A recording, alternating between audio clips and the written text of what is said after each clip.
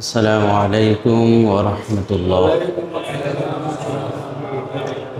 أعوذ بالله من الشيطان الرجيم. بسم الله الرحمن الرحيم. إنما وليكم الله ورسوله والذين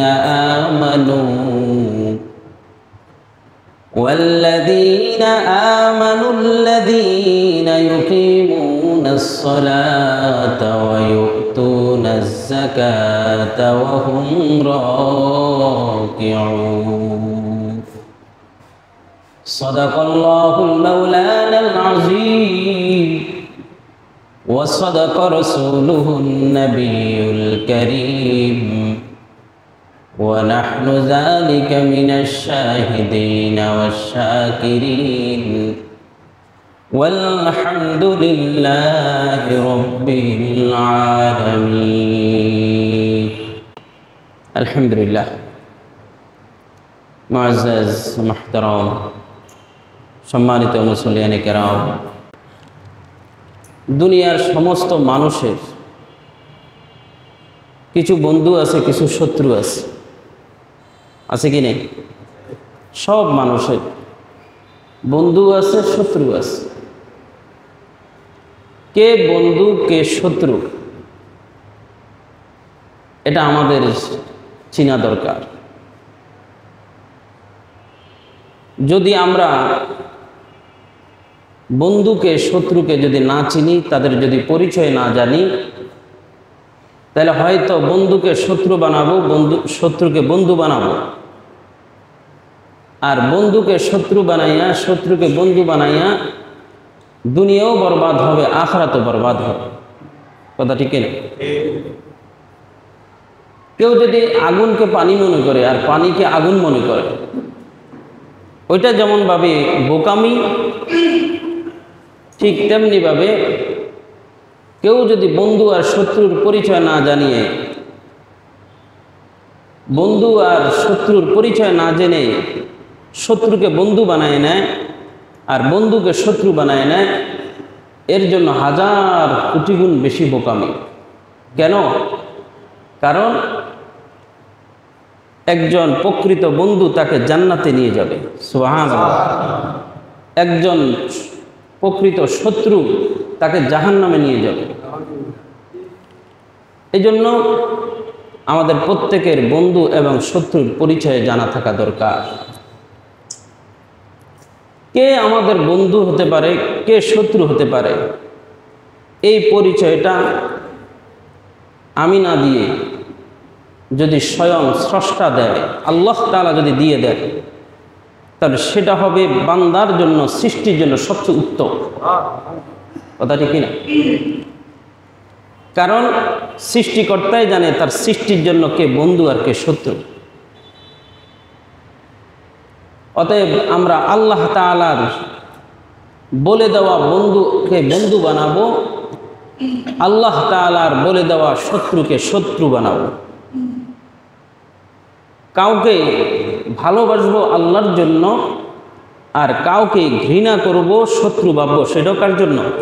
আল্লাহ তাআলার জন্য। আল হুব্বু লিল্লাহ ওয়াল বুগযু লিল্লাহ। কাউকে ভালোবাসো আল্লাহর জন্য, কাউকে ঘৃণা করো, সেটাও কার জন্য?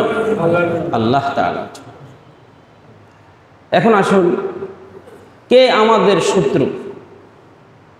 আমরা তো শত্রু মনে করি কি, কেউ আমার জায়গা দখল করছে, সে আমার বড় শত্রু। কেউ আমার ব্যবসা দখল করছে, সে আমার বড় শত্রু। কেউ আমার স্বার্থের উপরে আঘাত করছে, সে আমার বড় শত্রু। তাকে আমরা বড় শত্রু ভাবি। অথচ আল্লাহ তাআলা কিন্তু তাকে বড় শত্রু বলেন নাই।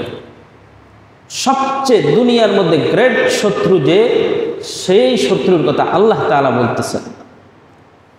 ইন্নাশ শাইতানা লাকুম আদুউন ফাত্তাখিযুহু আদুওয়া। ইন্নাশ শাইতানা লাকুম আদুউন ফাত্তাখিযুহু আদুওয়া,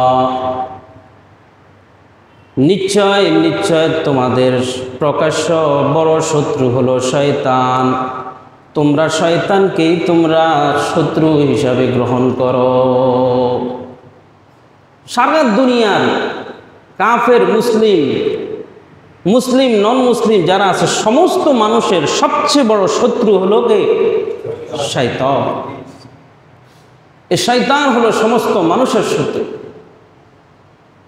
শুধু মুসলমানের শত্রু তা নয়, কাফেরেরও শত্রু।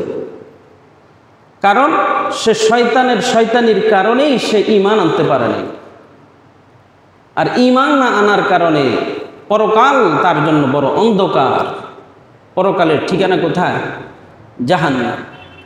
তাহলে শুধু মুসলমানের জন্য যে শয়তান বড় শত্রু তা নয়, সারা পৃথিবীর আনেওয়ালা সমস্ত মানুষেরই বড় শত্রুকে শয়তান। কেন শয়তান সকলের বড় শত্রু হলো তার ইতিহাস জানা যাবে।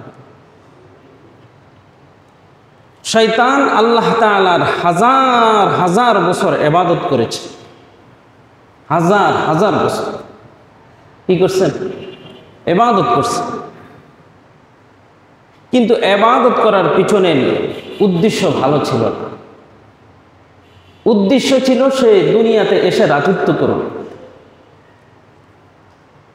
শয়তান হাজার বছর ইবাদত করছে আল্লাহ সন্তুষ্টির জন্য না। কিসের জন্য? আল্লাহ তাআলা তাকে দুনিয়ার রাজা, তাকে দুনিয়ার রাজত্ব দিয়ে দুনিয়াতে প্রেরণ করবে, এই উদ্দেশ্যে সে হাজার বছর ইবাদত করছে। এই জন্য ইবাদত করতে হলে দুনিয়ার কোনো উদ্দেশ্য থাকা যাবে না।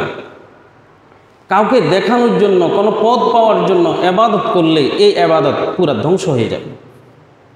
এই ইবাদত দ্বারা তার কোনো ফলপ্রসূ হবে না।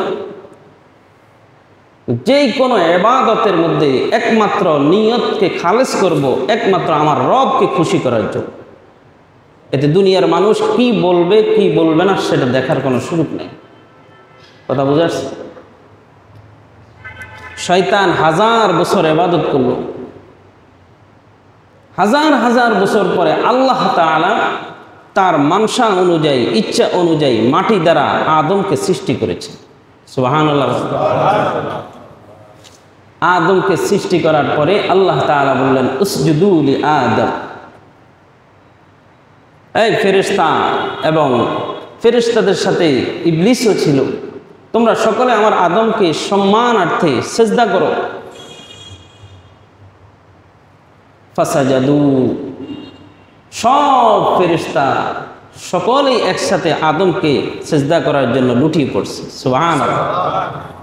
ইল্লা ইবলিস, একমাত্র কে করে নাই? ইবলিস, শয়তান। ইবলিস করে নাই। ইবলিস দাঁড়িয়ে আছে। রব জিজ্ঞেস করলেন, ব্যাপার কি, তুমি সিজদা করো নাই কেন? ভিতরে তো জ্বলতেছে। কি করতেছে? জ্বলতেছে। কি জ্বলতেছে? যে আমি হাজার বছর ইবাদত করছি, দুনিয়ার রাজত্ব করব, অথচ আজকে আমার সব আশা ভরসা শেষ। দেখা যায় নতুন এক রাজত্বের জন্য এক মাখলুক সৃষ্টি করা হয়েছে। এই জ্বলন এটা আল্লাহ তাআলাকে কিন্তু প্রকাশ করে না, কিন্তু আল্লাহ তাআলা তো আলিমুস সুদূর, অন্তর্যামী, আল্লাহ তাআলা তো জানেন। কিন্তু শয়তান এই বিষয়টা উল্লেখ না করে শয়তান একটা লজিক দিল, আল্লাহর সামনে একটা যুক্তি দিল। কি যুক্তি? শয়তান বলতেছেন আগুনের মাধ্যাকর্ষণ শক্তি, আগুন যদি জ্বালিয়ে দেওয়া হয় আগুনের মাধ্যাকর্ষণ শক্তি উপরের দিকে যায়, যায় না? আগুন জ্বললে এটা নিচের দিকে যায় না, উপরের দিকে, উপরের দিকে যায়। আর মাটি তার মাধ্যাকর্ষণ শক্তিতে নিচের দিকে যায়। আপনি একটা মাটির ঢিল যদি উপরের দিকে মারেন, এটা কি উপরের দিকে উঠতে থাকবে না নিচে চলে আসবে?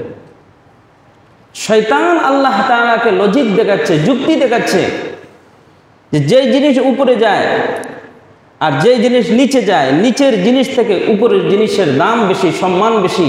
সুতরাং আমি শয়তান আদমের নিচে, আদমের মাটির তৈরি আদমকে কেন সিজদা করব? নাউজুবিল্লাহ করবেন না। সৃষ্টির সামনে যদি, স্রষ্টার সামনে সৃষ্টি যদি লজিক দেখায়, যুক্তি দেখায়, এটা গ্রহণযোগ্য হয় না, এটা বাস্তব যুক্তি হয় না। হয় রব বলছেন তুমি রোজা রাখো, রোজা রাখাটাই ওর কল্যাণ, এখানে কোনো যুক্তি চলবে না। রব বলছেন নামাজ পড়ো, নামাজ পড়তে হবে, এটাই কল্যাণ, এখানে কোনো যুক্তি চলবে না। রব বলছে জাকাত দিতে, জাকাত দিতে হবে, এখানে কোনো যুক্তি চলবে না। রব বলছে হজ করো, হজ করো, এটাই তোমার দুনিয়া আখিরাতের কল্যাণ, এখানে কোনো যুক্তি লজিক চলবে না। যদি তুমি কোনো ধরনের যুক্তি দেখাও, বরবাদ, ধ্বংস অনিবার্য। শয়তান বলছেন আমি কেন তাকে সিজদা করব? খলাকতানি মিন নার ওয়া খলাকতাহু মিন তিন। আপনি আমাকে সৃষ্টি করেছেন আগুন দ্বারা, তাকে সৃষ্টি করছেন মাটি দ্বারা। আল্লাহ তাআলা বলেন তুমি আমার সামনে লজিক দেখাও, ইন্নাকা রাজিম, যাও, তোমাকে আমি মরদুদ করে দিলাম, তোমার সব ইবাদত পণ্ডু করে দিলাম। বলেন নাউজুবিল্লাহ। শয়তানের 1000 বছরের সব ইবাদত অহংকারের কারণে কি হয়ে গেল? ধ্বংস হয়ে গেল। আল্লাহ তাআলা যে তাকে বরবাদ করে দিলেন, তার উচিত ছিল যে আল্লাহ আমার ভুল হয়ে গেছে, আমাকে ক্ষমা করে দেন, এটা উচিত ছিল না? কিন্তু শয়তান কিন্তু এটা বলে না যে আমার ভুল হয়ে গেছে, আমাকে ক্ষমা করে দেন। শয়তান কিন্তু এই আত্মসমর্পণ করেনি।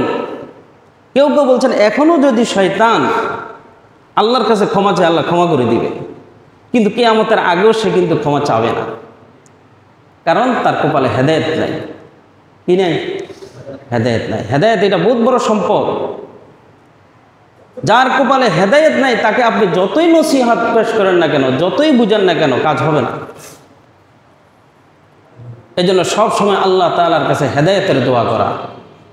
আয় আল্লাহ তুমি আমাকে হেদায়েত দান করো, আয় আল্লাহ তুমি আমাকে হেদায়েত দান করো, এবং হেদায়েতের উপরে আমাকে মৃত্যু পর্যন্ত অটল অবিচল রাখবে। এই দোয়া বেশি বেশি করা। দেখেন শয়তানকে আল্লাহ তাআলা যখন বললেন তোমাকে মরদুদ করে দিলাম, শয়তান আল্লাহ তাআলাকে কি বলে জানেন? শয়তান বলল আয় বাড়ি তাআলা, আমি যে 1000 বছর ইবাদত করলাম, এখন যে আমার সব ইবাদত আপনি পণ্ডু করে দিলেন, আমার পরকাল অন্ধকার হয়ে গেল, এই 1000 বছর ইবাদতের কি আমাকে কিছু দিবেন না? দেখছেন আল্লাহ তাআলা বললেন তুমি কি চাও? শয়তান বললেন আমার 3 দফা দাবি। কয় দফা দাবি? শয়তান আল্লাহর কাছে 3 দফা দাবি পেশ করতেছে। আল্লাহ বললেন কি কি? শয়তান বললেন আমার 1 নম্বর দাবি হলো, যেই আদমের কারণে আমি জান্নাত থেকে বের হয়েছি, ওই আদমের সন্তানরা দুনিয়াতে কতদিন বাঁচবে? আল্লাহ তাআলা বললেন এই আদমের সন্তানরা তো কিয়ামত পর্যন্ত থাকবে, এরা পর্যায়ক্রমে এরা কিয়ামত পর্যন্ত থাকবে। শয়তান বললেন তাহলে আমাকে কিয়ামত পর্যন্ত হায়াত দিতে হবে। আল্লাহ তাআলা বললেন মনজুর, যাও, তোমার কিয়ামত পর্যন্ত আমি হায়াত দিলাম। 2 নাম্বার আমার দাবি হলো, আমি যেই আদমের কারণে জান্নাত থেকে বের হয়েছি, ওই আদমের সন্তানদেরকে আমি শয়তানি আর বদমাশি করে আমি জাহান্নামে নিয়ে ছাড়ব, এবং এদেরকে বিভিন্নভাবে আমি প্রবঞ্চনা দিয়ে, ধোঁকা দিয়ে, ভাইতে ভাইতে ঝগড়া লাগাই দিব, স্বামী স্ত্রীতে ঝগড়া লাগাই তালাক দেব, সমাজের মধ্যে বিভ্রান্ত সৃষ্টি করব, পরিবারের মধ্যে বিভ্রান্ত সৃষ্টি করব। সমস্ত এই বদমাশি বাটপারিগুলো আমি করে যদি মানুষের সামনে দিয়ে যদি হেঁটে যাই, তো এরা তো আমার আস্ত রাখবে না। রাখবে? এরা তো আমাকে আস্ত রাখবে না, যে দেখো এই শয়তান যে আমাদের মধ্যে পেঁচ লাগাই দিয়ে এখন যাইতেছে। তো আমি যদি এভাবে প্রকাশ্যে যদি শয়তানি করি, তাহলে আমাকে এরা আস্ত রাখবে না। সুতরাং আমাকে আন্ডারগ্রাউন্ড ওয়ার্কিং করতে দিতে হবে, গোপনে আমাকে কাজ করতে দিতে হবে। আমি আদম সন্তানের রক্তের শিরায় শিরায় পৌঁছে একজাস্ট হয়ে তারপরে প্রবঞ্চনা দিব, ধোঁকা দিব, বোকা বানিয়ে ধোঁকা দিব।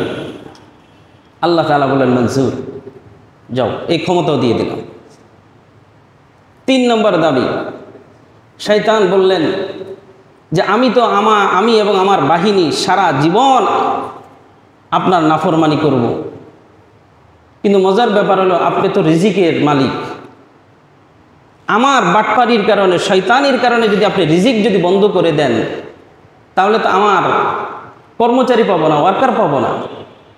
সুতরাং আমি বাটপারি যাই করি না কেন, আমাকে রিজিক দিতে হবে। আল্লাহ বললেন মঞ্জুর। কয়টা দাবি করলো? 3। 1 নাম্বার, কিয়ামত পর্যন্ত হায়াত দিতে হবে। 2 নাম্বার, আমাকে বনি আদমের রক্তের শিরার সাথে মিশে ধোঁকা আর প্রবঞ্চনা দেওয়ার ক্ষমতা দিতে হবে। 3 নাম্বার, আমার বাহিনীকে রিজিক দিতে হবে। আল্লাহ তাআলা 3টাই মঞ্জুর করলেন। শয়তান বললেন, বারি তাআলা, এবারে আপনি আপনার জাহান্নামের সংখ্যা বাড়াইতে পারেন। নাউজুবিল্লাহ কইবেন না? আপনার জাহান্নামের সংখ্যা বাড়ান।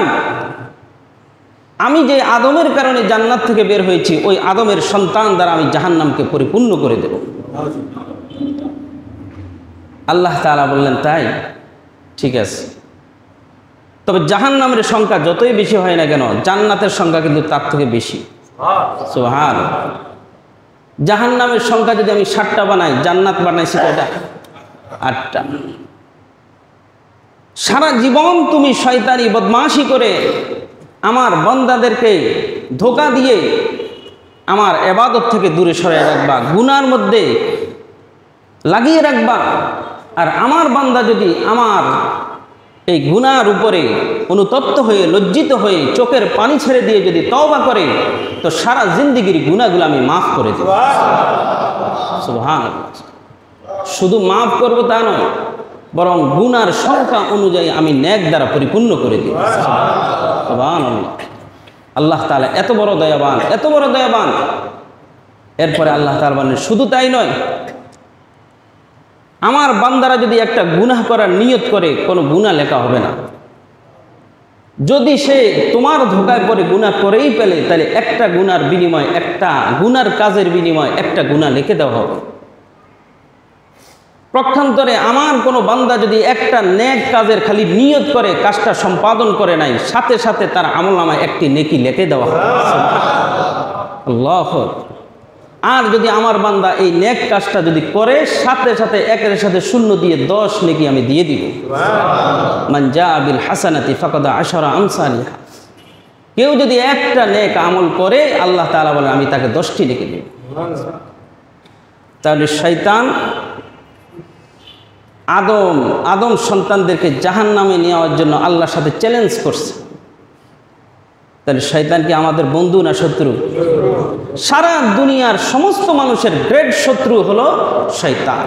আল্লাহ তাআলা পরিচয় দিয়ে দেয়, ইন্নাশ শাইতানা লাকুম আদুউন ফাত্তাখিযুহু আদুওয়া। নিশ্চয় শয়তান তোমাদের সবচেয়ে বড় শত্রু, তাকে শত্রু হিসাবেই গ্রহণ করো। এই শয়তান এবং তার দোসররা, তার বাহিনী সমস্ত মানুষকে জাহান্নামে নিয়ে ছাড়বে। শুধু শয়তান একা না, তার একটা বাহিনী আছে। কি আছে? বাহিনী আছে।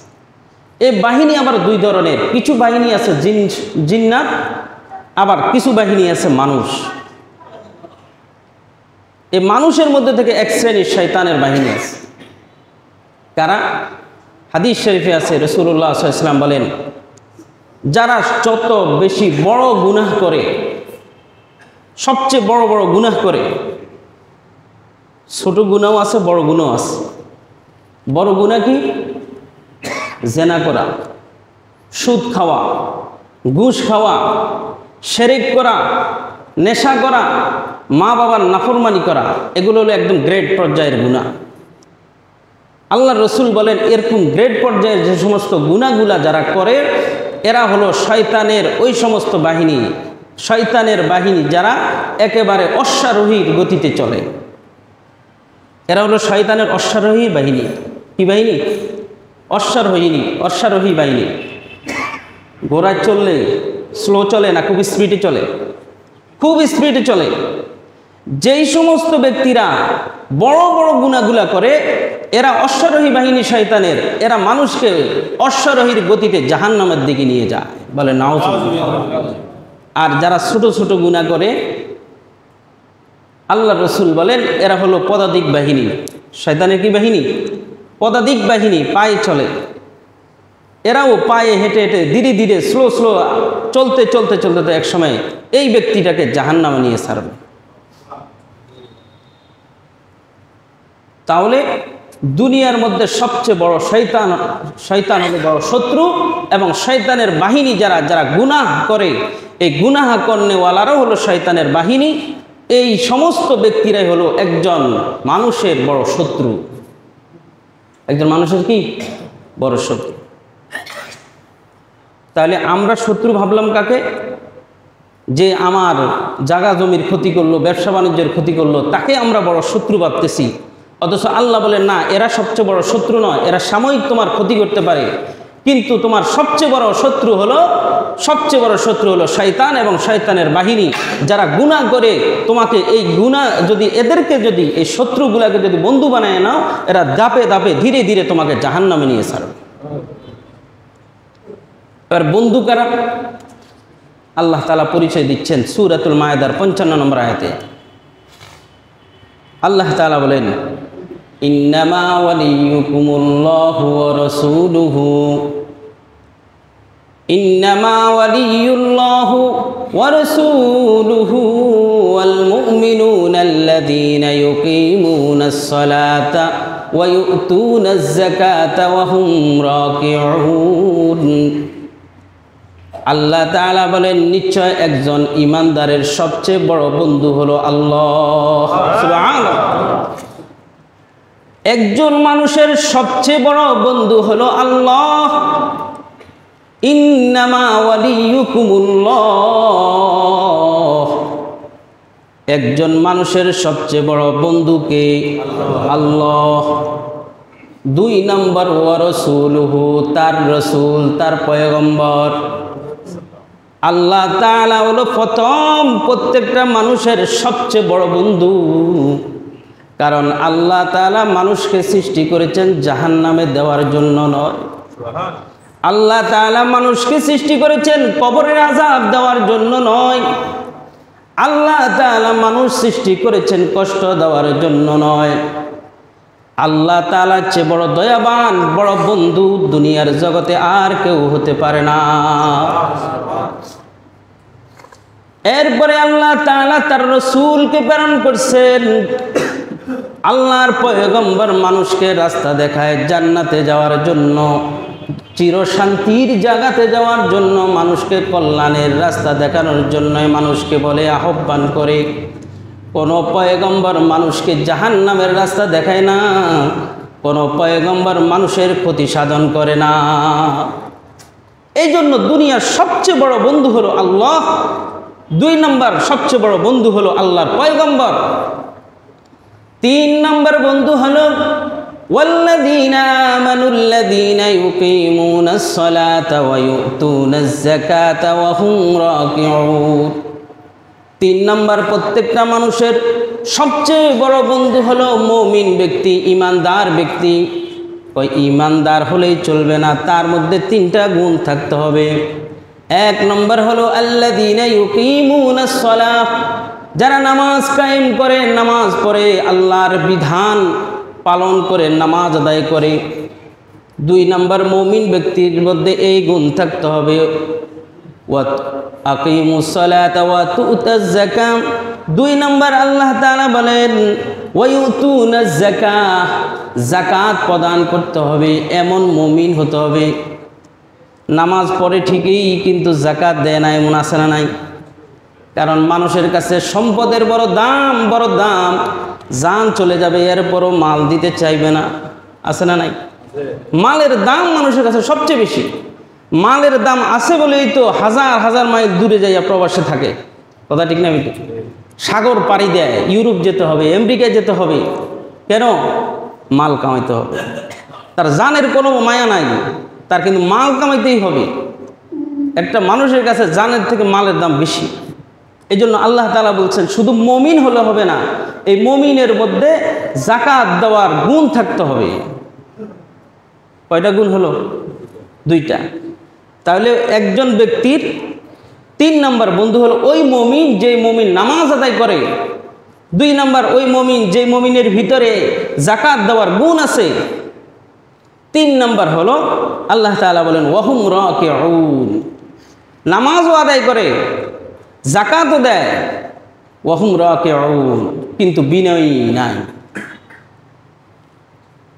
নামাজের গুণ আছে, জাকাতের গুণ আছে, ওয়াহুম রাকিউন, এবং লোকটা বিনয়ী হতে হবে। বিনয়ী, বিনয়ী বুঝেন তো? খুব নম্র, ভদ্র, সচ্চরিত্রবান, অহংকার নিয়ে চলে না, বাহাদুরি করে চলে না, খুব নম্র ভদ্র, বড়কে সম্মান করে, ছোটকে স্নেহ করে। এরকম গুণ বিশিষ্ট মানুষ পাওয়া বড় মুশকিল। কথা ঠিক কিনা? আলহামদুলিল্লাহ সমাজে অনেক মানুষ আছে খুব বিনয়ী, রিক্সাওয়ালাকে পর্যন্ত আপনি করে বলে, আছে না? একজন সাধারণ মানুষকে আপনি করে বলে, কষ্ট পেলে মাফ করে দেয়, প্রতিশোধ নেয় না, আছে না এরকম? তাহলে আল্লাহ তাআলা বলেন বন্ধু বানাইবা এমন ব্যক্তিকে, যেই লোকটা আল্লাহকে বন্ধু বানাইছে, যেই লোকটা রসুলকে বন্ধু বানিয়েছে, যেই লোকটা ঈমান আনার পরে 5 ওয়াক্ত নামাজ যথাযথভাবে আদায় করে, যাকাত ফরজ হলে যাকাত প্রদান করে, এবং চারিত্রিকভাবে বড় বিনয়ী, বড় নম্র ভদ্র, এরকম ব্যক্তিকে বন্ধু বানাও, নিশ্চিত তোমার দুনিয়াও কল্যাণ, আখিরাতও কল্যাণ। এরকম বন্ধু তোমাকে জান্নাতে নিয়ে যাবে, এতে কোনো সন্দেহ নাই। তাহলে কি বুঝলেন?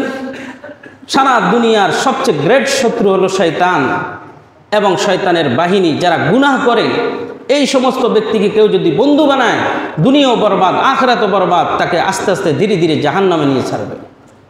আর বন্ধু, প্রকৃত বন্ধু হবে ওই ব্যক্তি যে আল্লাহকে বন্ধু বানাইছে, আল্লাহর রসুলকে বন্ধু বানাইছে, এবং ওই মুমিনকে বন্ধু বানাইছে যে মুমিন নামাজ পড়ে, যাকাত প্রদান করে, এবং চারিত্রিকভাবে বড় নম্র ভদ্র। এরকম ব্যক্তিকে আমরা বন্ধু বানাবো তো ইনশাআল্লাহ। তাহলে আমাদের কোনো আর কি নেই, আখিরাতের ব্যাপারে কোনো রিস্ক নাই।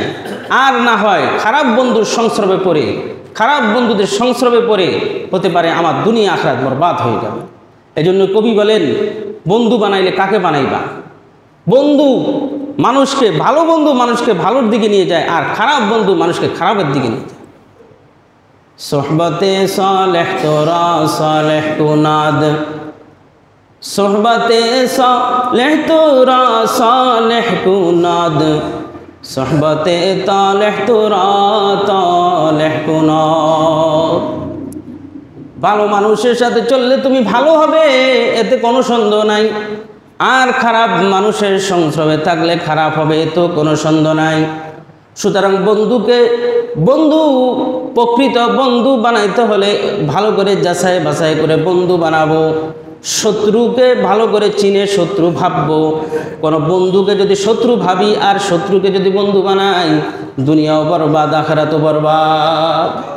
সুতরাং আমরা আল্লাহ তাআলার কাছে সবসময় হেদায়েতের দোয়া করব, এবং খুব সাবধান, যার সাথে চলবো, যার সংস্রবে চলবো, খুব যাচাই বাছাই করে চলবো। এই লোকটা কোনো বড় ধরনের কোনো গুনার সাথে লিপ্ত কিনা। যদি গুনার সাথে লিপ্ত হয়, তার থেকে সেপারেট হয়ে যাব, তার থেকে আলাদা হয়ে যাব।